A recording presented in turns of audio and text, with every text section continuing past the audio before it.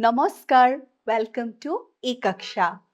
I am Kasturi Kakoti and today we are going to start part 3 of the third chapter of class 7 English, which is From the Diary of Anne Frank.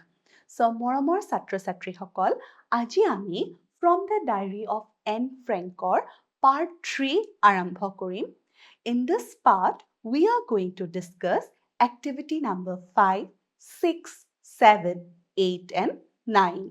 A part 3 আমি activity number 5, 6, 7, 8 আৰু 9 কৰিম. ঠিক আছে? So first activity, which is activity number 5. Let's get started. Read the following sentence. The teacher handed out the worksheets to the students. কৈছে শিক্ষক বা শিক্ষয়িত্ৰী গৰাকীয়ে sheetsখিনি studentsক দি দিলে. Note that the verb handed is a main verb used in the past tense. এতিয়া কৈছে এই handed to এই গোটেই বাক্যটোৰ main verb হয়. হয়নে নহয়? তাৰ পিছত main verbs can be of two types. এতিয়া কৈছে এই main verbটো তোমাৰ past tenseত আছে. ঠিক আছে?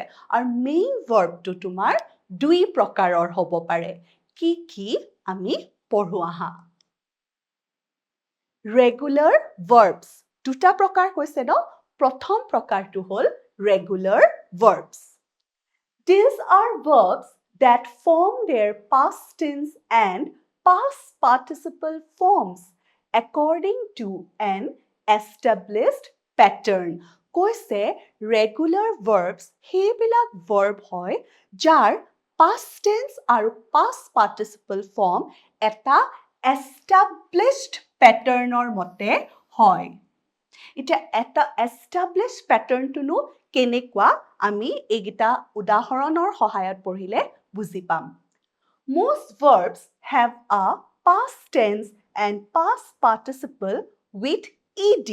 তাৰ মানে আমি যেতিয়া এটা verb past tense বা past participle formলৈ নিউ তেতিয়া আমি কি কৰো এই ed টো যোগ কৰি দিও. হয়নে? যেনে play, played, played. Walk, walked, walked. বুজি পালা?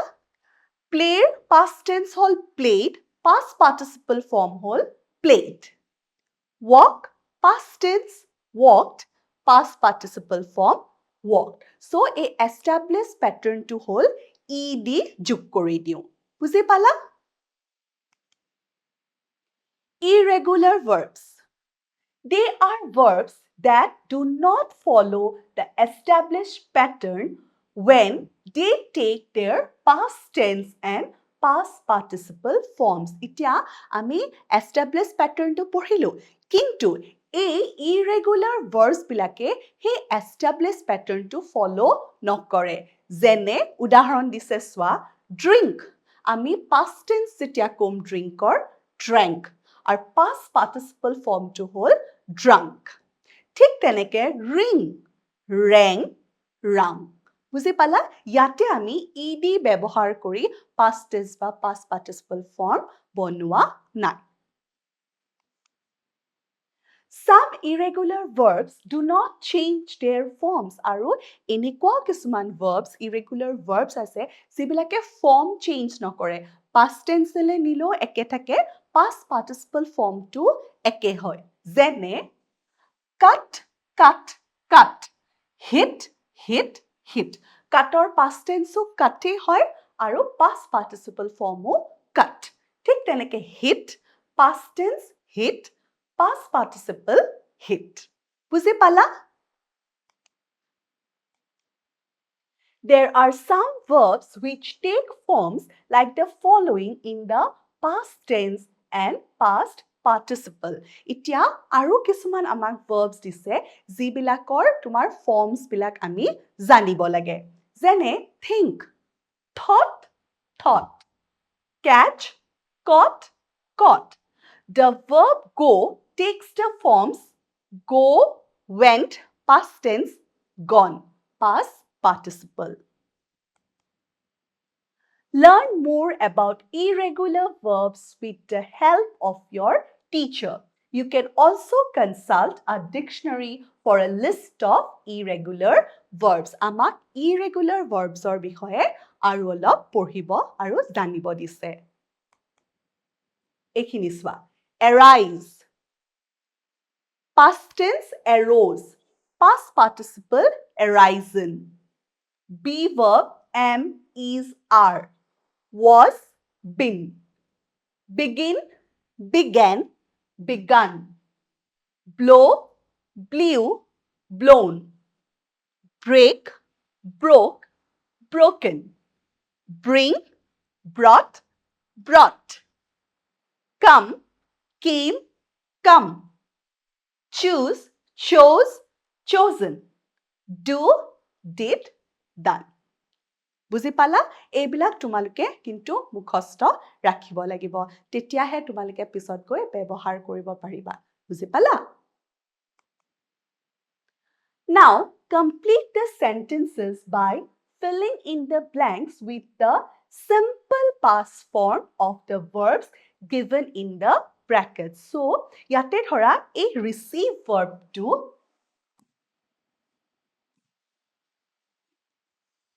দিয়া আছে। So, এই receive verbটো আমাক কি কৈছে? Simple past form ব্যৱহাৰ কৰিবলৈ দিছে।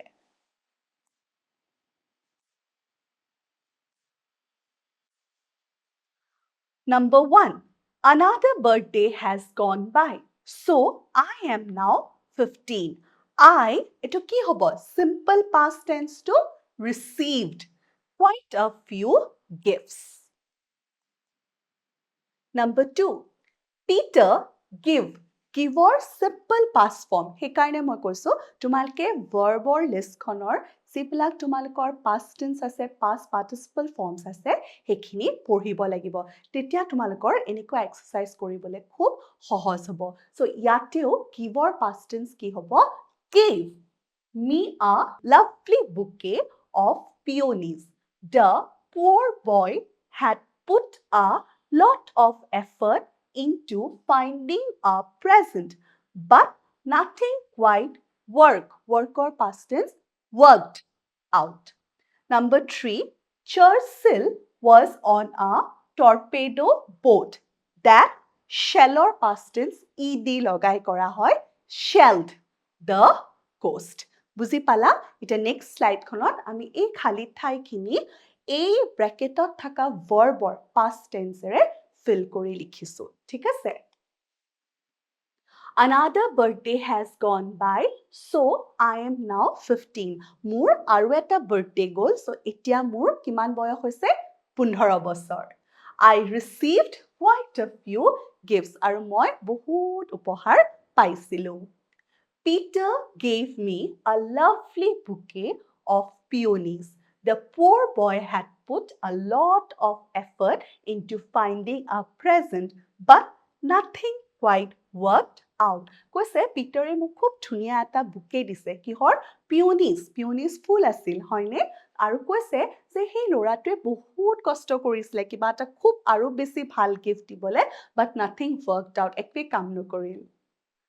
Churchill was on a torpedo boat that shelled the coast. Churchill নাম হয়, ঠিক আছে? এখন নাৱেৰে তোমাৰ coastটো পাৰ হৈছিল। বুজি পালা? এতিয়া আমি ভইচ জানিব লাগিব। ভইচটো আমি কিয় কৰিম? কাৰণ ইয়াৰ যিখিনি পিছৰ এক্সাৰসাইজ সেইখিনি আমি কৰিবলৈ হ'লে ভইচ কি, ভইচ কেই প্ৰকাৰৰ, ঠিক আছে? এইখিনি জ্ঞান আমি আৰ্জি ল'ব লাগিব। সো আহাচোন আমি ভইচৰ বিষয়ে পঢ়ো। ভইচ বাক্য কথা কোৱা বা লিখাৰ এটা কৌশল বা ভংগী। সো ভইচনো কি? কথা কোৱা বা লিখাৰ এটা ভংগী বা কৌশল। ইংলিছ গ্ৰামাৰত ভইচ দুই প্ৰকাৰ। সো আমাৰ ভইচ কেই প্ৰকাৰৰ? দুই প্ৰকাৰ। এক্টিভ ভইচ কৰ্তৃ বাক্য, পেছিভ ভইচ কৰ্ম বাক্য। এতিয়া তলৰ সেন্টেন্স কিটালৈ যদি আমি মন কৰো প্ৰথমটো কি কৈছে চোৱা A cat kills a mouse মেকুৰীয়ে নিগনি মাৰে বুজি পাইছা এইখিনিলৈকে Second বাক্যটো চোৱা A mouse is killed by a cat এতিয়া কৈছে মেকুৰীৰ দ্বাৰা নিগনি মৰা হয় তোমালোকে যদি এই বাক্য দুটা ভালকে পঢ়ি চোৱা তোমালোকে গম পাবা যে এই বাক্যগিটাৰ অৰ্থৰ একো সলনি হোৱা নাই এই দুইটাই বাক্যই আমাক সেম অৰ্থ বা একে অৰ্থ প্ৰকাশ কৰিছে কেৱল আমাৰ কোৱা যোনটো কৌশল বা ভংগী সেইটো চেঞ্জ হৈছে বুজি পালা ইয়াৰে এতিয়া প্ৰথম বাক্যটো হ'ল active voice আৰু দ্বিতীয় বাক্যটো হ'ল passive voice আগৰ উদাহৰণৰ প্ৰথম sentence a cat kills a mouse of active voice or sentence আৰু দ্বিতীয় sentence a mouse is killed by a cat of passive voice or sentence বোলা হয় বুজি পালানে এইখিনিলৈকে এতিয়া চোৱা আমাৰ কিছুমান নিয়ম আছে active voiceৰ পৰা passive voiceলৈ আমি কেনেকে সলনি কৰো তাৰে সেই নিয়মখিনি আমি জানি ললে আমাৰ এক্সাৰসাইজখিনি কৰিবলৈ খুব সুবিধা হ'ব ঠিক আছে এতিয়া প্ৰথম নিয়মটো ইয়াতে কি কৈছে চোৱা active voiceৰ sentenceটোৰ objectটো passive voiceৰ sentenceটোত subject হিচাপে ব্যৱহাৰ হয় এতিয়া তোমালোকে যদি এই বাক্যগিটালে মন কৰা a cat kills a mouse ঠিক আছে a mouse is killed by a cat এতিয়া আমাক কোৱা হৈছে যে প্ৰথম বাক্যটো কি হয় active voice হয়নে আৰু কোৱা হৈছে দ্বিতীয় বাক্যটো কি হয় passive voice প্ৰথম বাক্যটোত কোনে কামটো কৰিছে doer of the action ঠিক আছে সেইটো আমাৰ subject হিচাপে আছে আমি বেছি গুৰুত্ব active voiceত যোনে কামটো কৰে doer of the actionত দিওঁ second বাক্যটোত আমাৰ কি কাম হৈছে তাতে আমি বেছি ফোকাস কৰো আৰু তেনেকুৱা বাক্যকে আমি passive voiceত থাকা বুলি কওঁ ঠিক আছে এই দুটা বস্তু আমাৰ ক্লিয়াৰ হৈছে এতিয়া ৰুলছটোৰ মতে কৈছে active voiceৰ sentenceটোৰ objectটো passive voiceৰ sentenceটোত subject হিচাপে ব্যৱহাৰ হয় এতিয়া আমি যদি আকৌ এই বাক্যশাৰীলৈ মন কৰো ফাৰ্স্ট এই বাক্যশাৰীৰ subject হ'ল a cat ঠিক আছে এই বাক্যটোৰ subject হ'ল a cat এতিয়া verb কোনটো verb হ'ল kills আৰু object কোনটো a mouse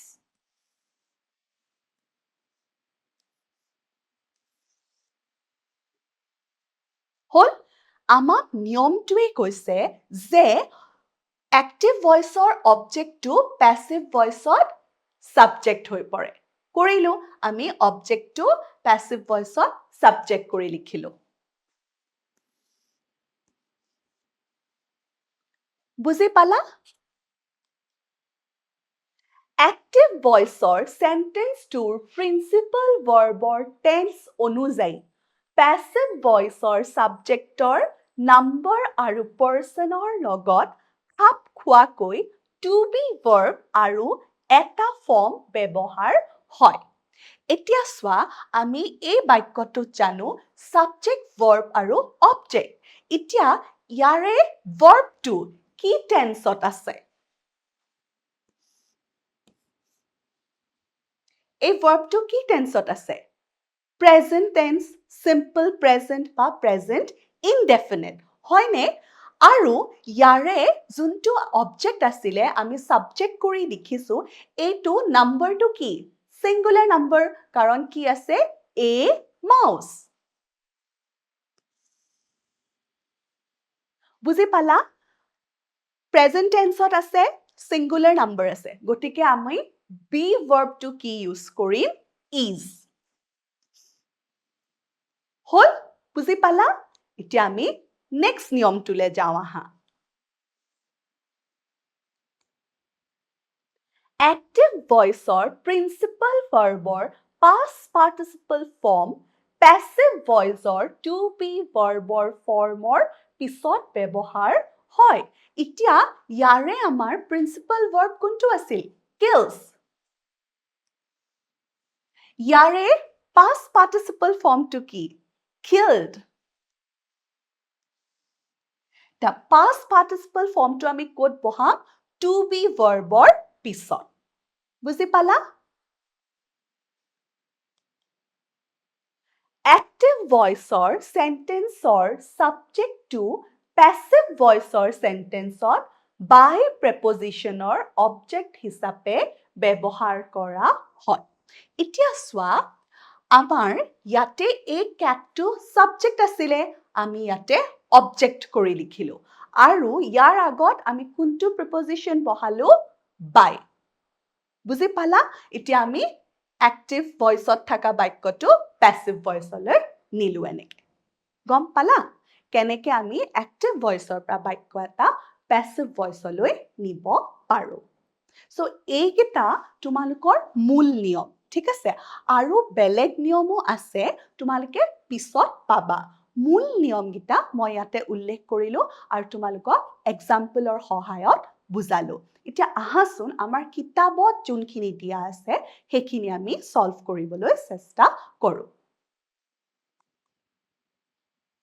Read the following sentences about Anne Frank.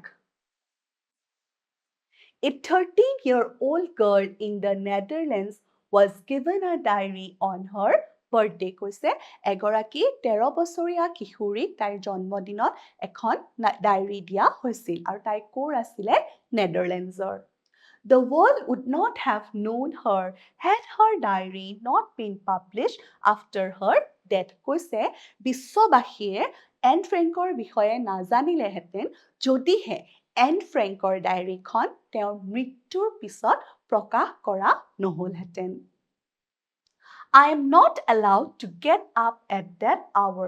ইয়াতে কৈছে মোক সেই সময়টোত উঠাৰ অনুমতি নাছিল The three sentences above are in the passive form of the verb. আমি এই মাত্ৰ যে পঢ়িলো বাক্য গিখাৰী সেই গিখাৰী passive formত আছিল We use the passive form of a sentence when we want to focus on the action. Focus on the action rather than who did it.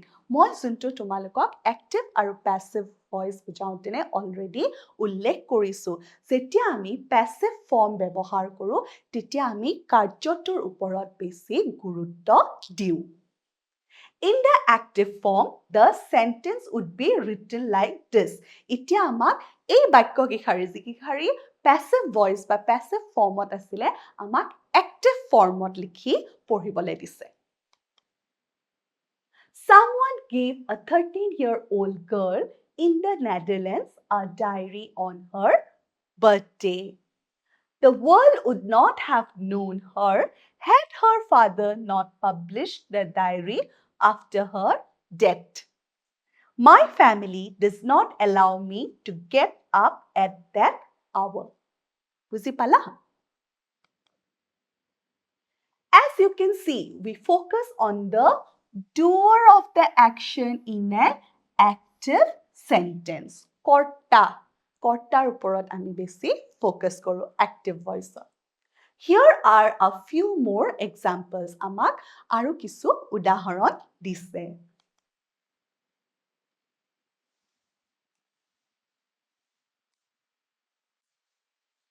I write poetry.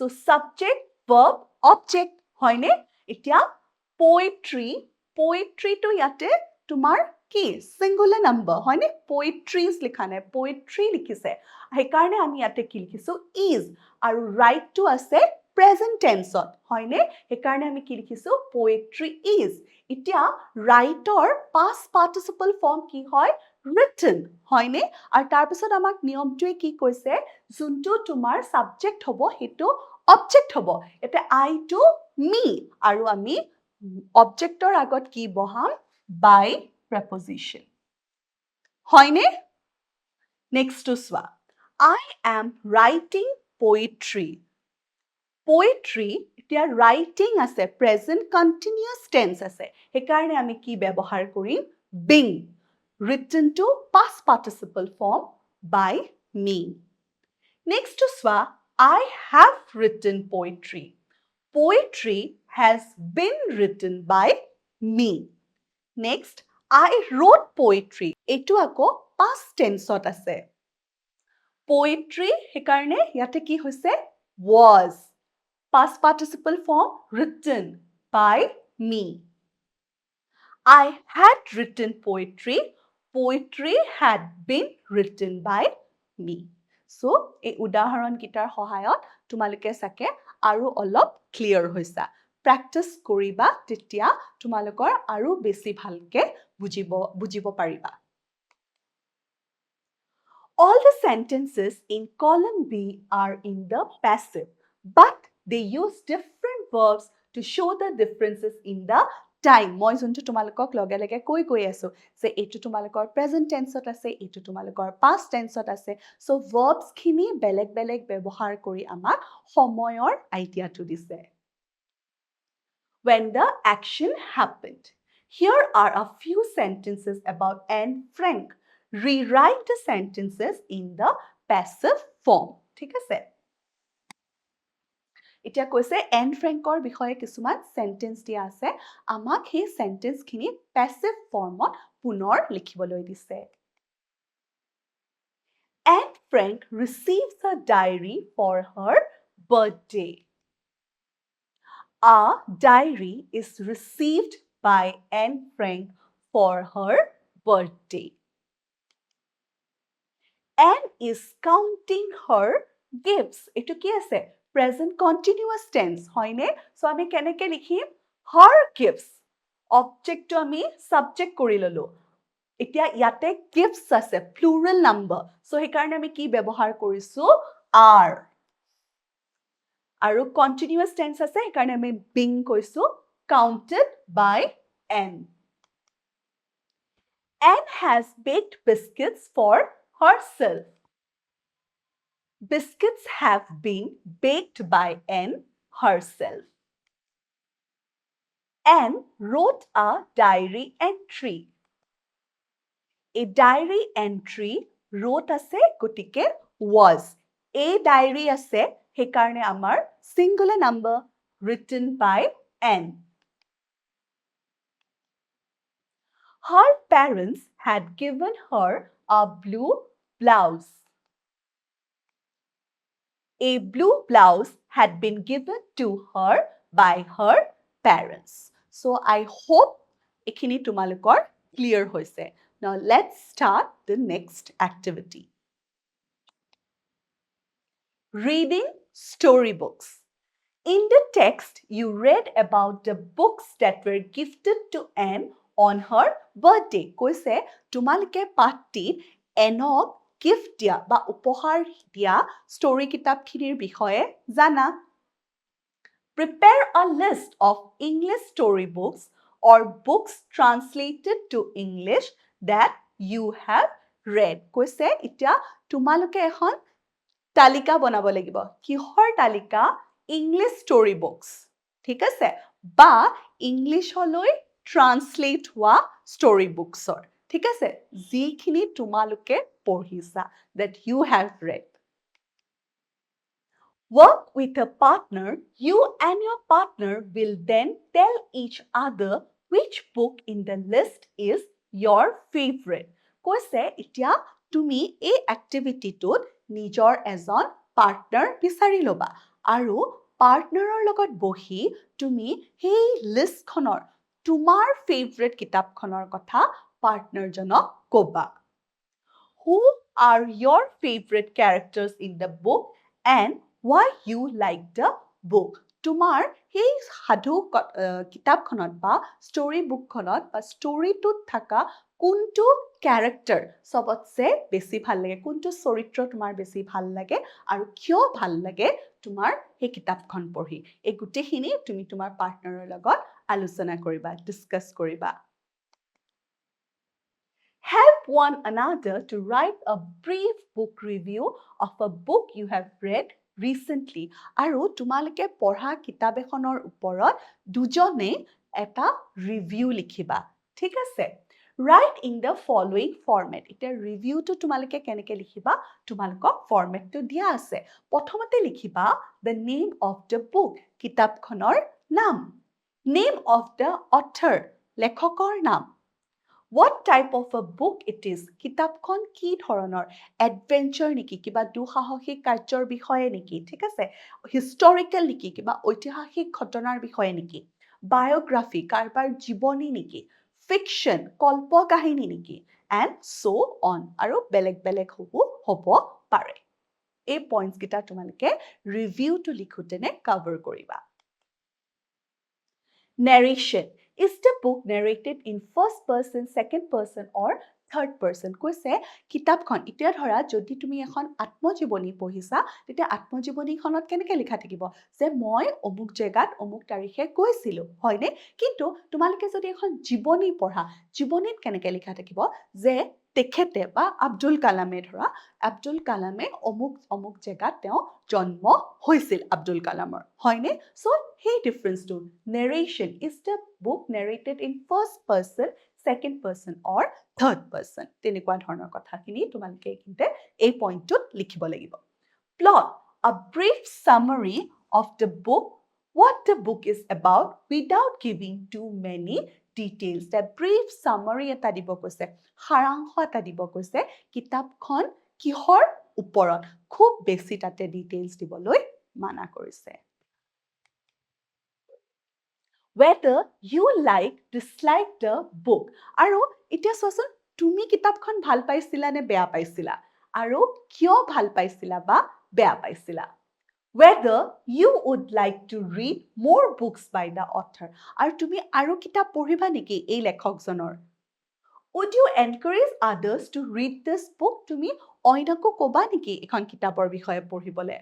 How would you rate the book? তুমি কিতাপখনৰ ratings কিমান দিবা? আমি ratings দিওঁ যে 5ৰ ভিতৰত তুমি কিমান ৰেটিংছ দিবা সেইটো কথা সুধিছে, ঠিক আছে? How many stars would you give? So এয়া তোমালোকে নিশ্চয় নিজে পঢ়া কিতাপ এখনৰ ওপৰত ধুনীয়াকৈ ৰিভিউটো লিখিব পাৰিবা আৰু এই পইণ্টছ কেইটা যদি কভাৰ কৰা তোমালোকৰ ৰিভিউটো নিশ্চয় ভাল হ'ব। Activity number 8. In the lesson, you have read a diary entry by Anne Frank, who was delighted to be gifted her diary on her birthday. So, কৈছে পাঠটিত তোমালোকে এন ফ্ৰেংকৰ বিষয়ে পঢ়িছিলা, যাৰ বিৰাট ফূৰ্তি লাগিছিল যেতিয়া ডায়েৰী এখন তেওঁ নিজৰ জন্মদিনত উপহাৰ হিচাপে পাইছিল। Diary writing is one of the most personal and informal categories of writing. কৈছে diary writing to এটা একদম ব্যক্তিগত writing হয়, ঠিক আছে? আৰু informal, তাতে কোনো নিয়ম নীতি নাথাকে। It can be based on a personal experience, a scene, a description or narration of certain events or any other thing.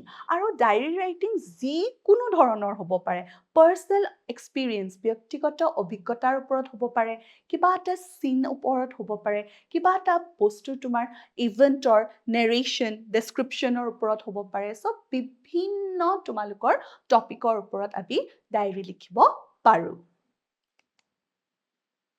A good diary entry usually contains the following features. কৈছে কিন্তু কথাবিটো আৰু কয় যে এটা ভাল ডায়েৰী এন্ট্ৰি ক'বলৈ এই point কেইটা সেই ডায়েৰী এন্ট্ৰিত থাকিব লাগে। The day, দিনটো, date, ঠিক আছে, তাৰিখ, place and time of writing the entry. ক'ত লিখিছা, কোনটো সময়ত লিখিছা। For example, উদাহৰণ এটা দিয়া আছে, ঠিক আছে? Friday, July 7, 2019, 4 p.m. A formal heading is optional. If you want, you can give one. আৰু এটা heading থাকিব লাগে. যদি তুমি বিচাৰা, তুমি heading এটা দিব পাৰা. You can give your diary a name and address the diary by that name. আৰু তুমি তোমাৰ ডায়েৰীখনত এটা নামো দি ল'ব পাৰা, যেনেকে এন ফ্ৰেংকে নিজৰ ডায়েৰীখনক কিটি বুলি মাতিছিল।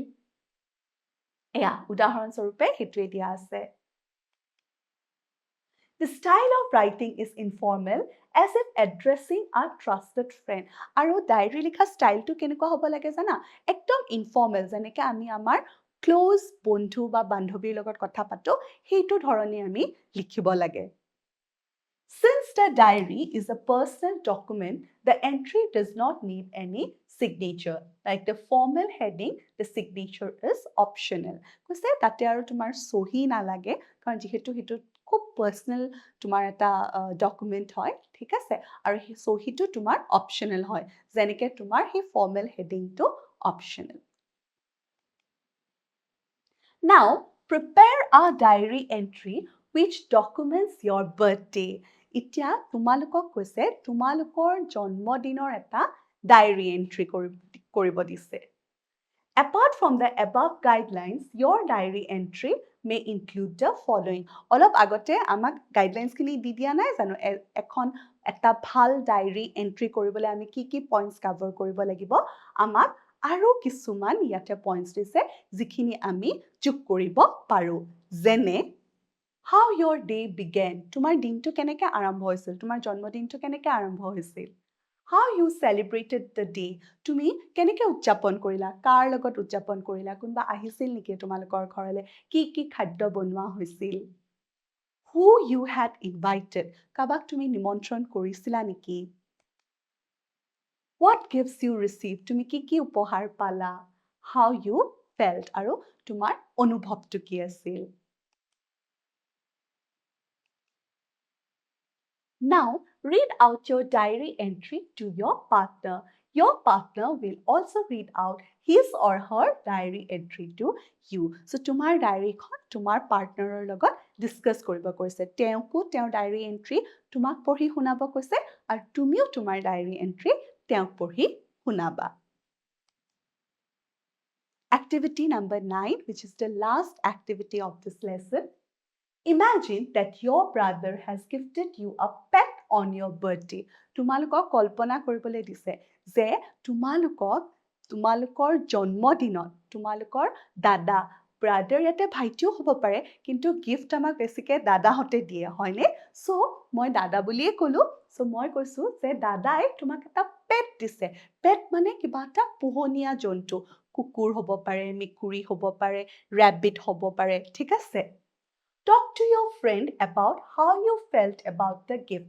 তুমি তোমাৰ ফ্ৰেণ্ডৰ লগত কথা পাতিবা যে তোমাৰ সেই গিফ্টটো পাই পেলাই কেনেকুৱা অনুভৱ হৈছিল। What name would you like to give to your pet? আৰু সেই কুকুৰ বা মেকুৰী বা শহাপহুটোক তুমি কি নাম দিবা? You can begin like this. তোমালোকক কেনেকৈ আৰম্ভণি কৰিব লাগে সেইটো কৈ দিছে। I am always excited about my birthday. মই সদায় মোৰ বাৰ্থডেক লৈ বিৰাট এক্সাইটেড হৈ থাকোঁ, ঠিক আছে? Mostly because of the gifts. আৰু কিয় মই ইমান এক্সাইটেড হৈ থাকোঁ, ইমান ফূৰ্তিত থাকোঁ, এক্সাইটমেণ্ট থাকে, কাৰণ মই বহুত গিফ্ট পাওঁ। Last Saturday was my birthday. কৈছে যোৱা শনিবাৰে মোৰ বাৰ্থডে আছিল। চ' এনেকৈ তোমালোকৰ ডায়েৰী এণ্ট্ৰিটো ষ্টাৰ্ট কৰিব পাৰা, ঠিক আছে? With that, we have come to the end of this chapter's activities. Hope you have learned and enjoyed the activities. Thank you.